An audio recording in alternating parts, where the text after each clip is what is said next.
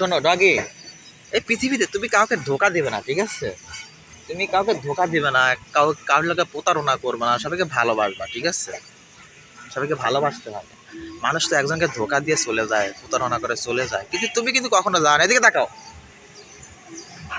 তার মন খারাপ, 3-4 দিন ধরে বৃষ্টি, তার মন খারাপ হবে না? তার মন খারাপ হবে না বলেন? আপনারা বলেন। তার মন খারাপ তো হয় স্বাভাবিকটা বিষয়। কি বালু শুকতেছ? বালু শুকতেছে, বালুর ভিতরে কিছু আছে, বালুর ভিতরে কিছু নাই, ঠিক আছে? তো সামনে কুরবানি ঈদ আইতেছে, কেনাকাটা করছো? সামনে কুরবানি ঈদ, সবারই কেনাকাটা প্রয়োজন, মার্কেট করা প্রয়োজন, বউ বাচ্চা নিয়ে ঘুরতে যাবে, আনন্দ। তুমি কারেলা ঘুরতে যাইবা? তোমার মতো তো আমি, তোমার সঙ্গী নাই, আমারও সঙ্গী নাই। আমার একজন ছিল, সোনা পাখি ছিল, আমার সোনা পাখি একজন ছিল, ঠিক আছে?